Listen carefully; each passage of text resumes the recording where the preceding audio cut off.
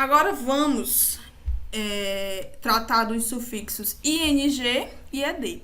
Nós trataremos destes sufixos separadamente porque eles possibilitam a formação de diversas classes gramaticais: gerúndio, substantivo, adjetivo e infinitivo. O sufixo ing, ele pode indicar gerúndio quando precedido do verbo to be, que a gente estudou aí durante toda a nossa infância e adolescência. Am, is e are quando no presente e was e were quando no passado. Por exemplo, they are studying English. Temos aqui o sujeito they, verbo to be are, verbo principal study com o acréscimo do sufixo ing, que indica gerúndio, ou seja, eles estão estudando inglês. Em português, as terminações do gerúndio são ando, endo, indo. Em inglês, ing. Então, dessa forma se traduz. Quando que o sufixo ing indica gerúndio? Quando precedido do verbo to be em uma de suas variações, tanto no presente quanto no passado. O sufixo ing também pode indicar substantivo, quando precedidos de adjetivo, advérbio ou artigo, e ainda quando indicam orações. No primeiro exemplo, it's your turn to do the cleaning. É a sua vez de fazer a limpeza. O termo cleaning está formando o substantivo limpeza porque está precedido de um artigo definido, the. O único artigo definido da língua inglesa, the. Então, se temos um sufixo ing precedido de um artigo, temos aí um substantivo, certo? No segundo exemplo, bookings are still available for that flight. As reservas ainda estão disponíveis para aquele voo.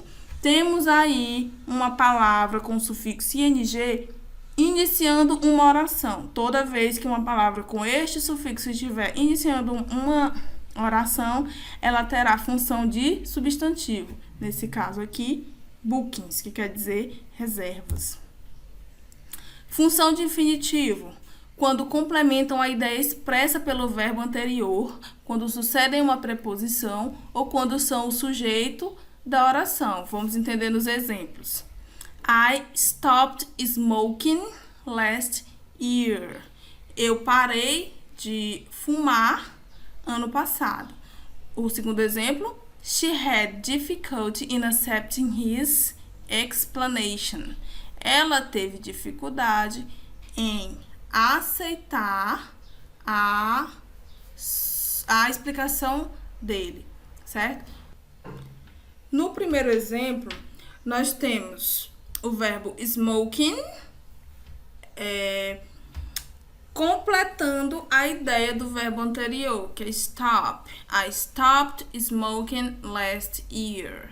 No segundo exemplo, nós temos accepting, sucedendo uma preposição, in. Então, nesses dois casos, o verbo com o ing faz função de infinitivo. Na letra D, quando precedem ou fazem referência a um substantivo, that girl has a promised future. Essa garota tem um futuro promissor. A qual substantivo o promising está fazendo referência? Ao substantivo future. Então, quando o termo com o ing faz referência a um substantivo, ele tem função de adjetivo.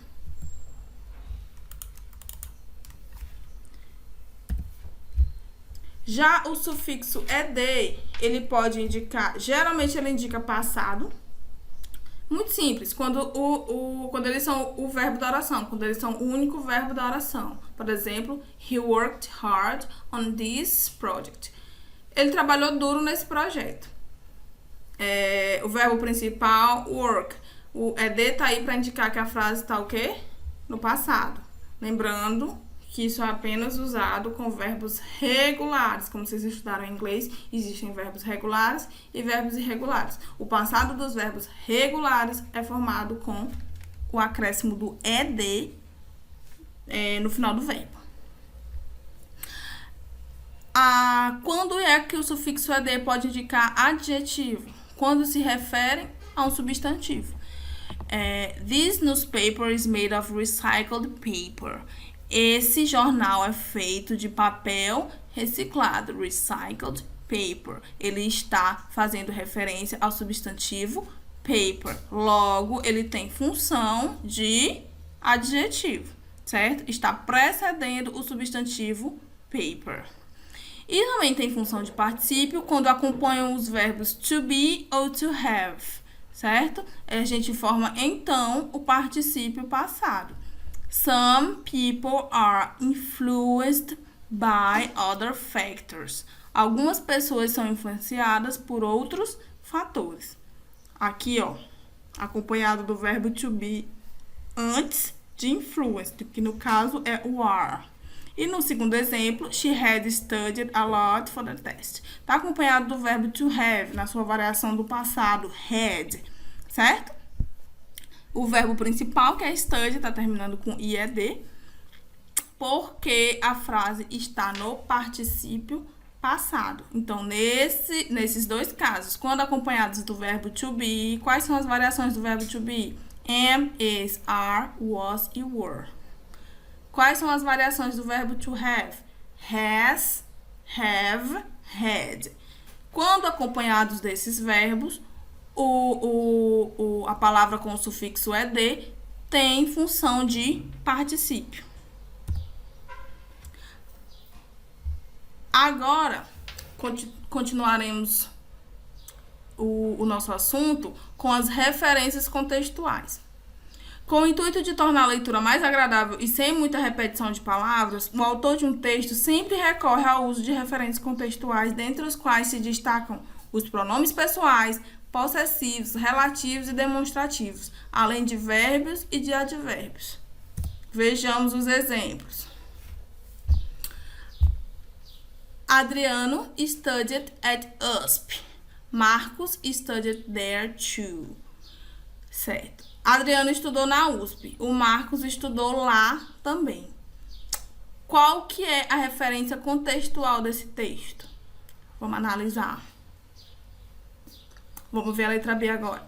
Eva bought a lot of chocolate. She gave me some. Eva comprou muito chocolate e ela me deu algum ou alguns. Para que o leitor não se perca durante a leitura, ele precisa recuperar todos os termos a que os referentes estejam relacionados. É importante que vocês façam isso durante a leitura de vocês, porque sem essa referência, o leitor ele perde elementos importantes e indispensáveis à sua tradução. Ó, vamos ver aqui nesse exemplo, onde eu falei, Eva bought a lot of chocolate. She gave me some. Ela me deu algum quê? Esse some está fazendo referência a qual termo da frase anterior? Ao termo chocolate, ao termo chocolate, é isso? Aqui, Adriana studied at USP. Marcos studied there too. Estudou lá também. Esse lá está fazendo referência a qual termo da frase anterior? USP. Então, para não fazer essa repetição, o autor faz uso desses referentes contextuais. Então, você precisa ligar os referentes à sua palavra de referência, para não se perder no texto. Olha aqui, a frase abaixo ilustra o uso de referentes que, sem um contexto anterior definido, dificultam o raciocínio do leitor. Por exemplo, he got there only then. He got there only then, but it was too late. Ele chegou lá só depois, mas era muito tarde. Ele quem? Ele quem? Se você ler essa frase isolada, esse he está fazendo referência a quem? Então, o uso de referentes sem um contexto anterior, ele dificulta o raciocínio do leitor. Fica impossível você saber a quem esse pronome he está se referindo, certo? Como saber quem é he? E que lugar é there? E que hora é then? A menos que se leia a parte anterior a esse desfecho, não haverá como compreendê-lo. Os referentes mais comuns são os pronomes pessoais, que em todas as frases têm função de sujeito, e os pronomes objetos, que o próprio nome já diz, tem função de objeto da frase, né? I, you, he, she, it, we, you e they, né? E me, you, him, her, it, us, you, them.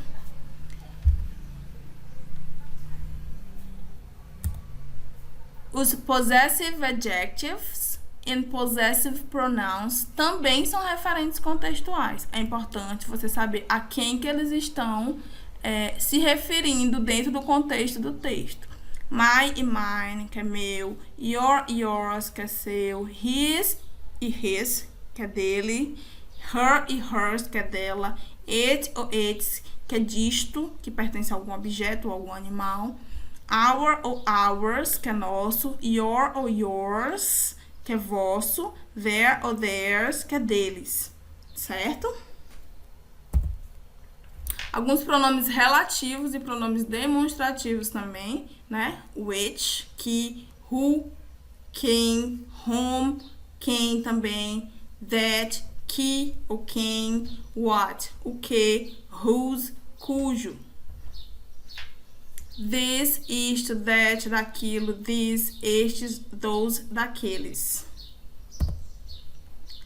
Verbos auxiliares. Alguns verbos auxiliares que não têm tradução dentro do texto. Alguns deles apenas indicam o tempo verbal do texto.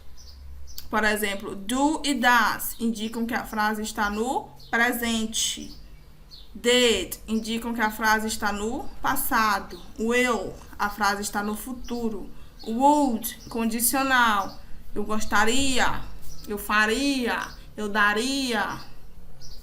Should é o verbo poderia, serve para dar conselhos. Can e could é o verbo poder. Can e could é o verbo poderia. Am, is, are, como já muito falado, são as variações do verbo to be no presente. Was e were são as variações do verbo to be no passado. E has, have e had é o verbo ter. Has no presente, have também no presente e had no passado. Temos também alguns advérbios. Here, there, now, then, so, where, when, that time. Aqui, lá, agora, então, onde, quando, aquele tempo. Estudaremos agora os marcadores do discurso, que são termos utilizados para ligar orações e ideias, indicando como elas se relacionam. Os autores utilizam marcadores discursivos para organizar suas ideias no texto, sinalizando adição, contraste, causa, consequência, tempo, sequência cronológica e etc. Bom, os primeiros marcadores do discurso que eu trouxe para vocês são os de adição. Exemplos: and, in addition, also, not only, both. Que é e, em adição, também, não apenas, ambos. Primeiro exemplo em frase. His house is red and white. A casa dele é vermelha e branca. Peter is a photographer and also writes books. Peter é um fotógrafo and also writes books. Ele é um fotógrafo e, além disso, né, e também escreve livros. É uma adição, né? Além dele ser fotógrafo, ele também é escritor. E exemplo 3. Both John and Anna are my cousins. Ambos. Both quer dizer ambos. Então, ambos, John e Anna, são os meus primos. Também temos os marcadores de contraste. But, although, however, while, in contrast. Por exemplo, I like ice cream, but I am sick. But quer dizer o quê? Uma contradição. Eu gosto de sorvete, entre parênteses, até gostaria de comer, mas eu estou doente, entre parênteses, e não pode, certo? Exemplo 2. In contrast to Cuiabá, Curitiba has a cold winter. Ao contrário de Cuiabá, Curitiba tem um inverno frio.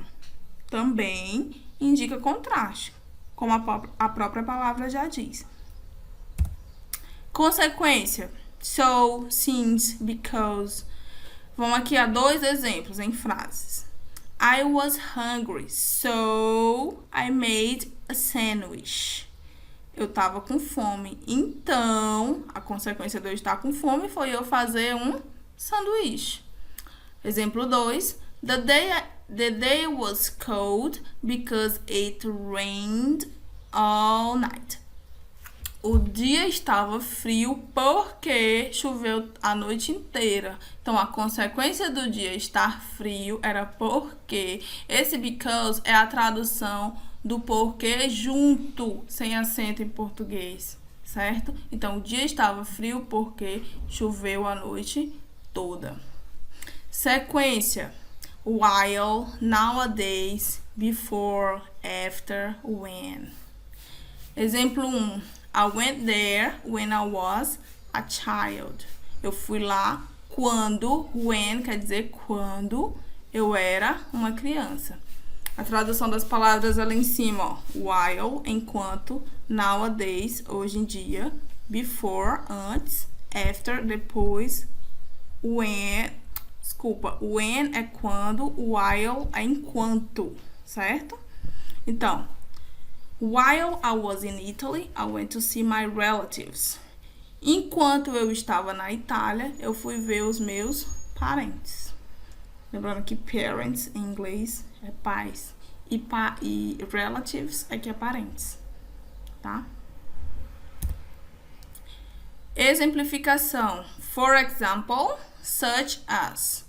Por exemplo, ou tais como. Exemplo único. That money is to cover costs such as travel and accommodation. Esse dinheiro é para cobrir custos tais como. Tá dando um exemplo, né? Viajar e se acomodar. Viagens e acomodação. ênfase, in fact e actually. We've known Barbara for years, since we were babies, actually. A gente conhece Bárbara por anos, desde que nós éramos bebês, na verdade.